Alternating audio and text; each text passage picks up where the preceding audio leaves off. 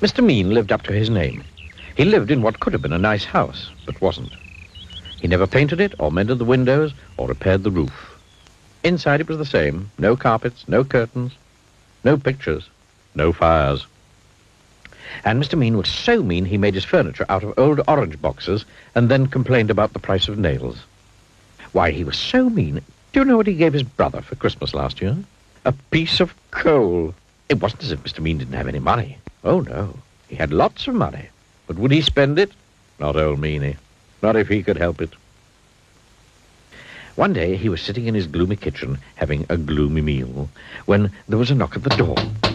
Drat, he said, because he didn't like people. Drat and bother. He opened the door, and there on his doorstep stood a wizard. A rather fat wizard. "Hello," said the wizard.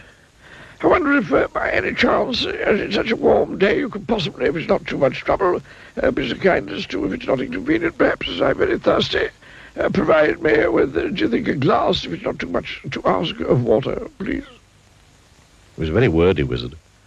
"No," replied Mr. Mean rudely, and shut the door in his face.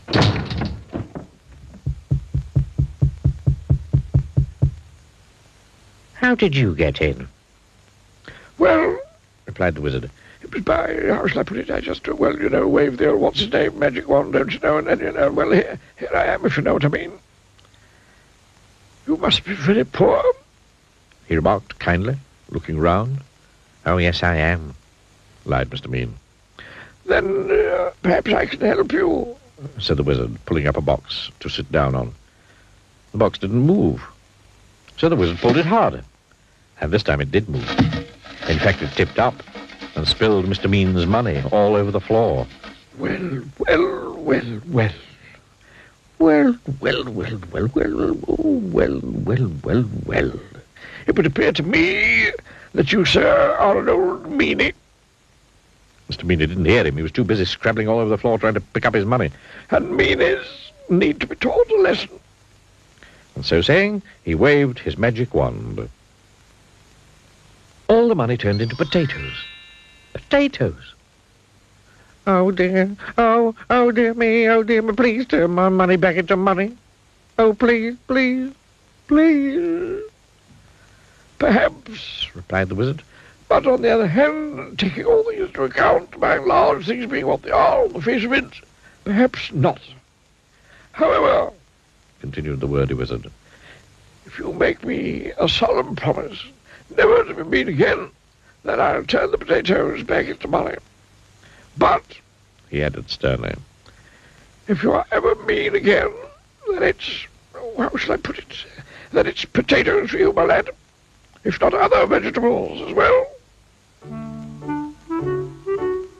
The following day, Mr. Mean decided to walk to town.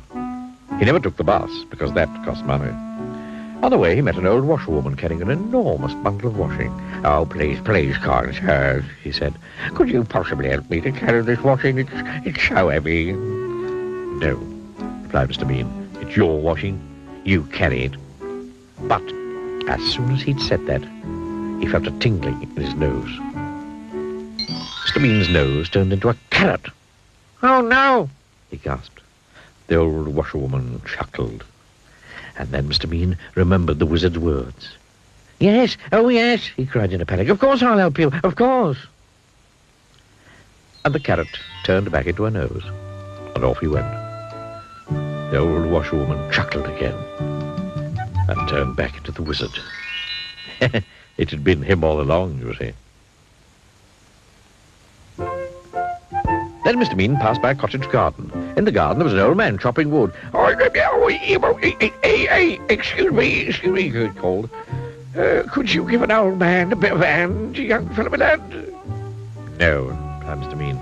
"It's your wood. You chop it." But as soon as the words had passed his lips, guess what happened? His ears turned into tomatoes. "Oh, no," he gasped.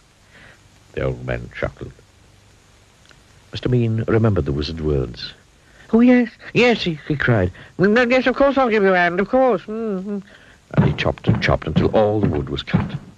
And the tomatoes turned back into ears, and off he went. Eventually, Mr. Mean arrived in the town. There was a little boy crying because his ball had got stuck on the top of the wall. Oh, please, sir, could you make my ball down for me? No, retorted Mr. Mean. Your ball, you... Then he stopped. There was a funny tingling feeling in his feet. Yes, he said hurriedly. Yes, of course I will, of course. And he reached up and passed the ball to the boy and went on his way, looking anxiously at his feet. The little boy stopped crying and turned into the wizard. I think, he said to himself, that Mr. Mean, by and large, is beginning, if I'm not very much mistaken, to be not quite so mean. And I think, although I could be wrong, although I never am, that he has, thank goodness, learned his lesson. And you know something? Mr. Mean had learned his lesson. Today, he's nothing like so mean as he used to be.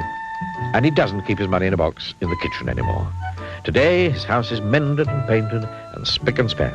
And he's turned into quite a generous sort of fellow. Goodness, he's so generous. Do you know what he gave his brother last Christmas? 2 pieces of coal.